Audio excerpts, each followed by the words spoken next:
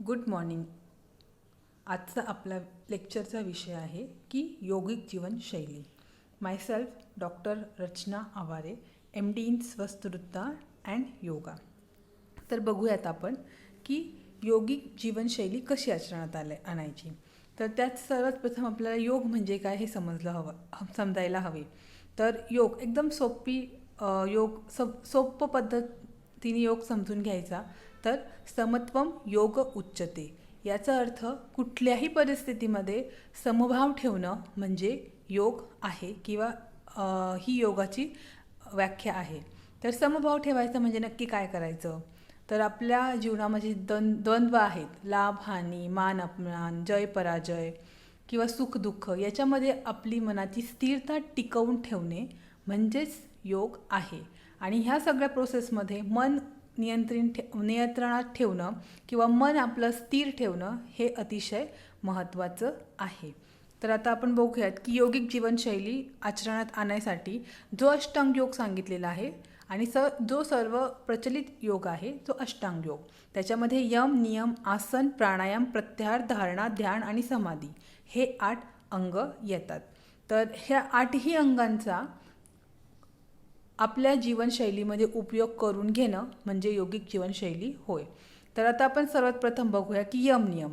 तर आपल्याला माहिती आहे की यम नियम हे कोणते आहेत. अहिंसा, सत्य, अस्तेय, ब्रह्मचर्य, परिग्रह आणि नियम शौच, संतोष, तप, स्वाध्यायीश्वर, प्रणिधान.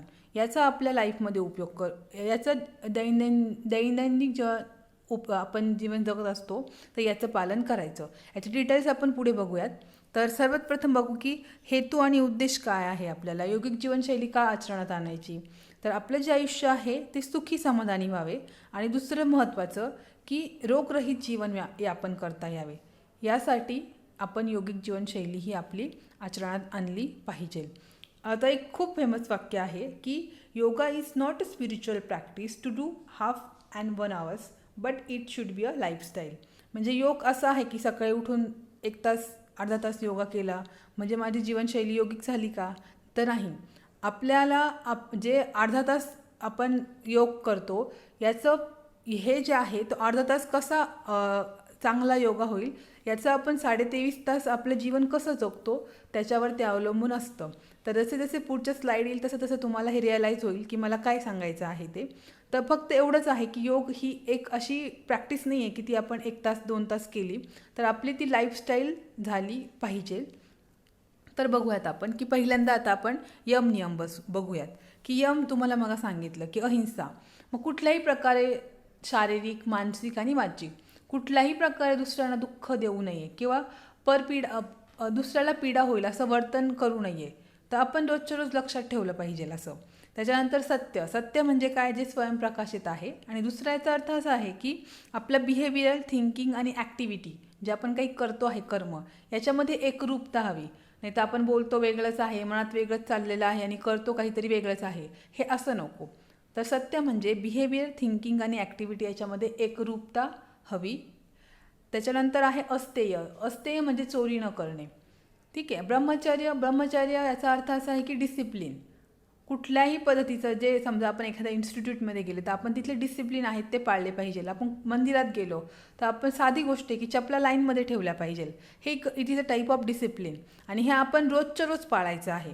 यम नियम याला आपली आध्यात्मिक बिल्डिंग जी आहे ती स्ट्रॉंग होण्यासाठी आध्यात्मक सोडून द्या. आपल्या कलियुगामध्ये आपल्याला अध्यात्म हा न म्हणता आपलं जीवन सुखी समाधानी किंवा रोगरहित कसं होईल याच्यासाठी आपल्याला हे पाळायचं आहे.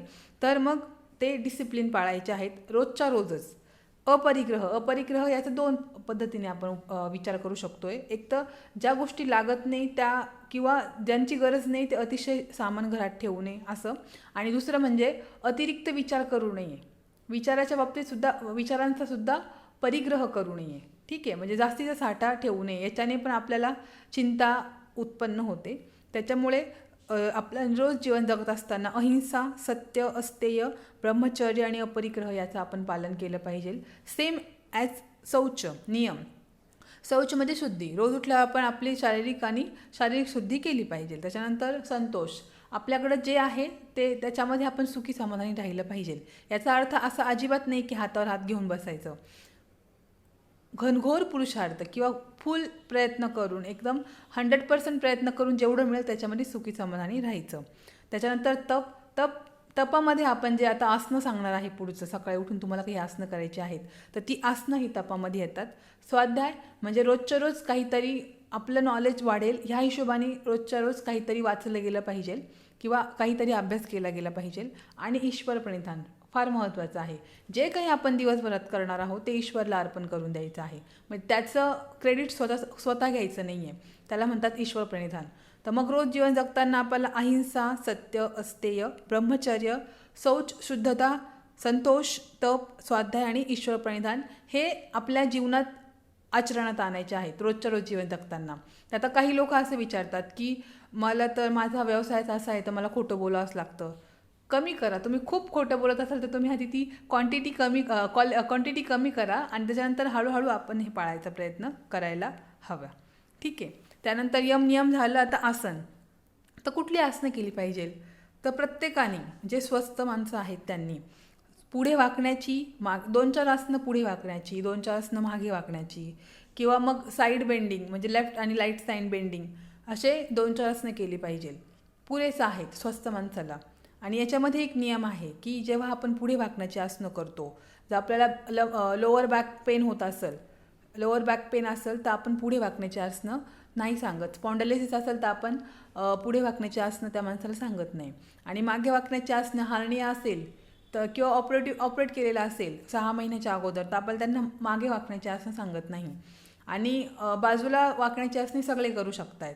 तर स्वस्थ माणसाने रोज सकाळी उठून त्याच्या पुढे वाकण्याची म्हणजे फॉरवर्ड बेंडिंग, बॅकवर्ड बेंडिंग आणि साईड बेंडिंगची आसनं 2-4 खूप आसनं आहेत तर ती केली पाहिजे. आपल्याला जी सुएटेबल आहेत ती आसनं आपण केली पाहिजे. त्यानंतर प्राणायाम. तर रोज कोणता प्राणायाम केला पाहिजे? तर एक कपालभाती प्राणायाम आहे, भ्रामरी, अनुलोम विलोम.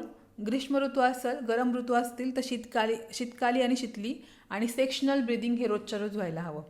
तर कपालभाती जे आहे ते एक आहे आपल्याकडे फेमस वाक्य आहे की खाने से ताकत नहीं आती, पचाने से आती है. पण कितीही खाल्लं पण ते अंगाला लागलं नाही, ते व्यवस्थित पचलं नाही तर आपल्याला ताकद येणार नाही. तर ठीक आहे, तर आपली डायजेस्टिव्ह सिस्टीम जी आहे ती स्ट्रॉंग करण्याचं काम कपालभाती करते.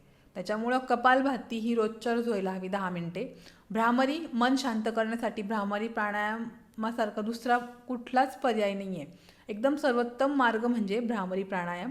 त्याच्यानंतर अनुलोम विलोम बॅलन्सिंग प्राणायाम आहे. लेफ्ट साईड आणि राईट साईड बॅलन्सिंग, अनुलोम विलोम आणि सेक्शनल ब्रिदिंग हे अतिशय महत्त्वाचं आहे आणि रोज आसनं झाल्यानंतर हा प्राणायाम केला पाहिजे. त्यानंतर आपण जेव्हा सकाळी उठून काही आसनं करतो, प्राणायाम करतो, त्याच्यानंतर आपण ध्यान लावतो. रोज सकाळी उठून इथं मी अर्धा तास लिहिलं आहे, अपेक्षित आहे, पण 15 मिनटंही तुम्ही, तर तुमच्याकडे वेळ कमी असेल तर 15 मिनटं तुम्ही ध्यान करू शकताय. हे कम्प्लीट असं आहे की जे नियम आहेत ते आचरणात आणायचे, थोडेफार आसनं करायचे, फॉरवर्ड बेंडिंग, बॅकवर्ड बेंडिंग आणि साईड बेंडिंगचे. त्याच्यानंतर प्राणायाम करायचं आणि मेडिटेशन करायचं, ध्यान करायचं. तर असा आपला प्रोटोकॉल असला पाहिजे. पण हा प्रोटोकॉल होण्यासाठी आपण 23.5 तास काय करणार आहे ना ते फार महत्त्वाचं आहे. तर ते आपण पुढे बघूयात. आता काही प्रश्न येतात की कसं हे, तर ते बघूयात आपण. तर त्याच्यामध्ये प्रश्न आहेत. तर पहिला प्रश्न आहे की पुढे वाकण्याची आसनं कोणती आहे? ज्या कुठल्याही आसनामध्ये किंवा ज्या कुठल्याही पोझिशनमध्ये तुम्हाला कमरेपासून पुढे वाकावं लागतं ती पुढे वाकण्याची आसनं असतात. मग याच्यामध्ये पादहस्तासन आहे किंवा मग शशकासन आहे, त्याच्यानंतर पश्चिम उत्तानासन आहे. हे सगळे जे आहेत ते पुढे वाकण्याची आसनं आहेत. त्यानंतर मागे वाकण्याची आसनं म्हणजे बॅकवर्ड बेंडिंगची आसनं. बॅकवर्ड बेंडिंगमध्ये भुजंगासन आहे, त्याच्यानंतर उष्ट्रासन आहे, त्याच्यानंतर चक्रासन आहे. तर ही सगळी जी आसनं आहेत ना ही बॅकवर्ड बेंडिंगची आसनं आहेत. आणि डाव्या आणि उजव्या बाजूला वाकण्याची आसनं म्हणजे साईड बेंडिंगची. तर त्रिकोणासन आहे, त्रिकोणासन, मग दोन्ही साईडनी. ताडासनमध्ये तिर्यक ताडासन. तर हे असे आसनं आपण करू शकतोय. त्यानंतर काही IT सेक्टरमधले किंवा हाय प्रोफाईल लोक असं म्हणतात की आमच्याकडे वेळ नाही तर आम्ही कोणती योगासनं करावी, म्हणजे 1 तास आमच्याकडे वेळ नाही तर आम्हाला काहीतरी सांगा की ते शॉर्टमध्ये होऊ शकेल. तर अशा लोकांसाठी तर शॉर्टमध्ये स्वतःसाठी 1 तास द्यायलाच हवा. पण अगदी पर्याय म्हणून सूर्यनमस्कार हा एक सर्वांगीण विकास होण्यासाठी सूर्यनमस्कार हा असं एक आहे की अगदी 5 मिनिटामध्ये 12 सूर्यनमस्कार घालून होतात आणि तो सर्वांगण विकास होण्याच्या दृष्टीने एक परिपूर्ण योगा आहे. सूर्यनमस्कार आणि आसनांमध्ये घेतलं तर मच्छिंद्रासन हे जे आसन आहे याच्यामध्ये आपल्या बॉडीचा ईच आणि एव्हरी मसल्स जे आहे ती यूज केली जाते. त्याच्यामुळे ते पण एक कंप्लीट योगासनं पॅकेज करायचं असेल तर मच्छिंद्रासन आणि सूर्यनमस्कार तुम्ही करू शकतात. त्यानंतर खूप महत्त्वाचा प्रश्न असा असतो की ध्यान लागत नाही आमचं. म्हणजे आपण प्रॅक्टिकलच्या सुरुवातीलाच जसं आम्ही स्टुडंटचं घेतो किंवा तेव्हा सेशन असतं तेव्हा आम्ही लोकांना 10 मिनटं एका विचारावर स्थिर राहायला लावतो. पण लोक राहू शकत नाही. अगदी 2-4 सेकंद त्या विचारावर स्थिर राहतात आणि त्यांचं मन भटकायला लागतं. तर ह्याचं का होतं? एक तर आपल्या मनामध्ये विचार येतात आणि आपण त्याच्यावर डायरेक्ट झडप घालतो. मग एका विचारातून दुसरा विचार, दुसऱ्या विचारातून तिसरा विचार, त्याच्यात आपले लाईक्स डिसलाईक आपण ॲड करतो. तर असं होऊ नये म्हणून काय करायचं, कसं ध्यान लावायचं? तर याच्यामध्ये प्रॅक्टिकली एक गोष्ट अशी आहे की आपण कुठेही तुम्हाला जेव्हा शांत बसायला किंवा मी आत्तासुद्धा म्हटले की अर्धा तास तुम्ही ध्यान केलं पाहिजे. तर ध्यान असं लगेच लागत नाही. आपण ती ध्यानाची पूर्वतयारी करतो. म्हणजे आपण जे शांत बसतो आपण त्याला मेडिटेशन म्हणतो. ती ध्यानाची पूर्वतयारी असते. धारणेची धारणा ध्यान समाधीची ती पूर्वतयारी असते. ही एक गोष्ट. दुसरी गोष्ट, आता अर्धा तास तुम्ही ध्यान करणार आहे पण बाकीचे 23.5 तास तुम्ही बाहेरच्या जगात राहणार आहे. तुम्ही स्वतःला कोंडून नाही ठेवू शकत ना, एका रूममध्ये कोंडून नाही ठेवू शकत. कारण की आपल्याला पैसा मिळवायचा आहे, आपल्याला दैनंदिन कामं असतात. तर ते विचार आपल्या मनातच येणारच आहे. तर पण आपण ते विचार येऊ नये म्हणून काय करायचं? तर सगळ्यात पहिल्यांदा की आपण आता जन्मापासून प्रत्येक वेळेस फक्त अर्थांशी सहयोग करत असतात. उदाहरणार्थ आपल्याकडं कोणती हे आहेत तर रस, रूप, गंध, स्पर्श आणि शब्द हे आपले इंद्रियांचे विषय आहेत आणि विषय त्यांच्या अर्थांशीच सहयोग करत असतात नेहमी. आणि आपण जेव्हा ध्यान करतो तेव्हा ते आपल्याला कट करणं अपेक्षित आहे. ठीक आहे.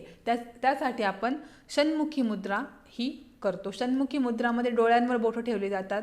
त्याच्यानंतर आपले कानावर एक बोट ठेवलं जातं. म्हणजे थोडक्यात काय करतो की आपली पंचज्ञानेंद्रिय जी आहेत ती आपण लॉक करून घेतो. तर हे झालं की तात्पुरतं बाहेरचे विषय मला दिसत नाही. डोळे बंद केले तर आपल्याला बाहेरचं दिसणार नाही काही. तर आपलं थोडंसं माइंड जे आहे ते शांत व्हायला मदत होईल. पण आज जे विचार आहे त्याचं काय करायचं ना? तर तेव्हा तर खूप मग डोळे बंद केले तर आणखीन विचार यायला लागतात. तर हे विचार काही बंद होऊ शकत नाही. रिअल फॅक्ट हीच आहे की हे विचार काही बंद होऊ शकत नाही. कारण की आपण 23.5 तास बाहेर जाणार आहेत, पैसा कमवणार आहेत, जॉब करणार आहोत. तर तिथले विचार आपल्या मनात राहणारच आहे. याला एक उदाहरण देऊन मी समजावून सांगू शकते. समजा एखादं पाणी आहे आणि ते गढूळ पाणी आहे. तर ते आपण स्थिर ठेवलं तर ते थोड्या वेळाने ते सेटल होतं. म्हणजे त्यातले इम्प्युरिटीज आहेत त्या खाली बसतात आणि वरती फक्त पाण्याचा स्वच्छ भाग असतो. तर आपलं मनसुद्धा तसंच आहे. पण ह्या इम्प्युरिटीजमुळे ते आपलं मन पूर्ण ढवळून निघतं. जेव्हा आपण मेडिटेशन करतो तर ते शांत होतं मन. पण आपल्या जे खाली साचलेला जो गाळ आहे ते म्हणजे आपल्या मनातले विचार आहेत. ते पण शुद्ध करायला पाहिजे ना आपल्याला. तर ते शुद्ध करण्यासाठी किंवा जे विचार येणार आहेत त्याला आपण प्रॉपर काहीतरी त्याच्यावर एक संस्कार केला पाहिजे. तर त्याच्यासाठी आपण काय करायचं आहे की विचार येत आहेत ना, येऊ द्यायचे. ठीक आहे, विचार येत आहेत तर येऊ द्यायचे. पण ते विचाराचे नंबर्स जे आहे म्हणजे खूप पटापट जे विचार येत आहेत ते नंबर आपण केले पाहिजे. कमी नंबर ऑफ थॉट जे आहेत ते कंट्रोल केले पाहिजे.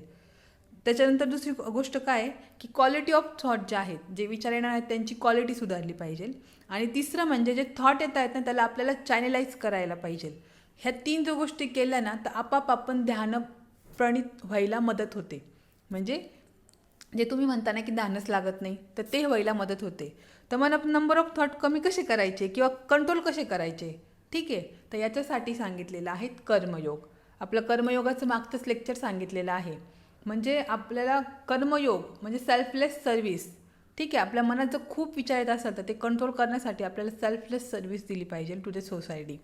त्याच्याने आपले नंबर ऑफ थॉट्स जे आहेत ते कंट्रोल होणार आहेत. दुसरं, क्वालिटी ऑफ थॉट कसे इम्प्रूव्ह होणार आहे? क्वालिटी ऑफ थॉट इम्प्रूव्ह होण्यासाठी आपल्याला भक्तियोग केला पाहिजे. कधीतरी राष्ट्रसेवा, राष्ट्रप्रेम उत्पन्न झालं तर आपले जे थॉट आहे, अँगरचे थॉट आहेत ते कमी व्हायला मदत होणार आहे किंवा ते आपले थॉट जे आहेत ते इम्प्रूव्ह होतील. आणि तिसरी गोष्ट जी आहे की जे थॉट येत आहेत त्याला वेल चॅनलाइज केलं पाहिजे आपल्याला. त्याच्यासाठी आपल्याला ज्ञानयोग साधला पाहिजे. ज्ञानयोग म्हणजे काय की काय हे शरीर आहे याचं मृत्यूनंतर काय होतं आहे, किंवा काय नित्य आहे, काय अनित्य, काय नित्य काय अनित्य. आता आपलं जो आत्मा आहे तो नित्य सांगितलेला आहे, हे शरीर हे सांगितलेलं आहे, हे अनित्य सांगितलेलं आहे. तर आपण काहीतरी ग्रंथांचं वाचन मनन चिंतन केलं पाहिजे आणि ते तर्काच्या कसोटीवर घासून घेतलं पाहिजे आणि त्याचा उपयोग जो आहे तो आपल्या डेली लाईफमध्ये केला पाहिजे, म्हणजे अप्लाय पण केलं पाहिजे ते नॉलेज. हे केल्याने काय होणार आहे की आपले जे थॉट्स आहेत ते वेल चॅनलाइज होतील, त्याला एक व्यवस्थित दिशा मिळणार आहे. ठीक आहे, तर हे असं करून आपल्याला ध्यान साधायचं आहे. खूपदा विचारलं जातं हा प्रश्न, म्हणून मी इतकं डिटेल एक्सप्लेन करून सांगितलं.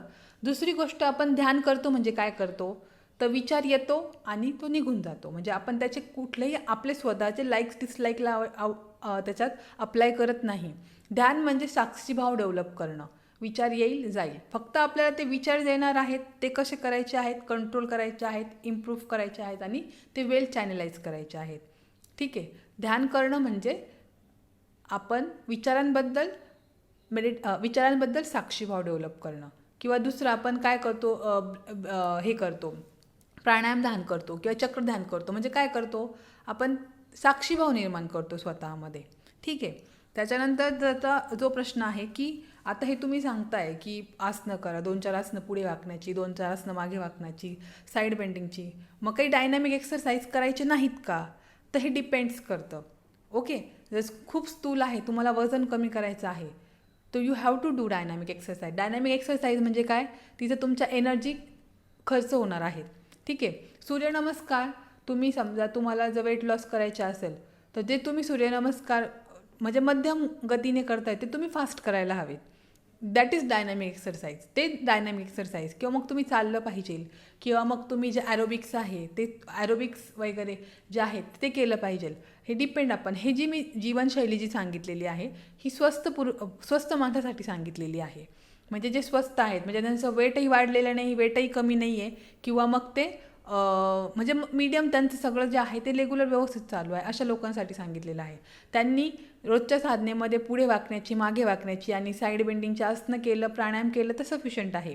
पण जे ओबेज आहेत तर त्यांच्यासाठी एक वेगळा प्रोटोकॉल येतो, ते मी पुढच्या लेक्चरला सांगणारच आहे, कारण की खूप साऱ्या लोकांनी विचारलं आहे की ओबेसिटीसाठी काही करता येईल का मॅनेजमेंट. तर ते मी येत्या 2-3 हप्त्यामध्ये ते एक लेक्चर तयार करणारच आहे. पण इथे आपण हे जे सगळं डिस्कस केलेलं आहे ते स्वस्थ माणसासाठी आहे, स्वस्थ निरोगी व्यक्तीसाठी आहेत. आणि त्यांनी हे आपलं जीवन जगत असताना काय काय फॉलो केलं पाहिजे, म्हणजे ती योगिक लाईफस्टाईल होईल ते सांगितलं. रोजच्या आपल्या जगण्यामध्ये एक तर आपल्याला यमनियम पाळायचे आहेत, त्याच्यानंतर कुठंतरी थोडासा कर्मयोग झाला पाहिजे, भक्तियोग झाला पाहिजे, ज्ञानयोग झाला पाहिजे, आणि आसनं आणि प्राणायाम. ठीक आहे, अशा प्रकारे हे छोटंसं लेक्चर. तुमचे काही प्रश्न असतील तर ते तुम्ही ह्या मेलवर विचारू शकता, व्हॉट्सअपवर विचारू शकता. थँक्यू.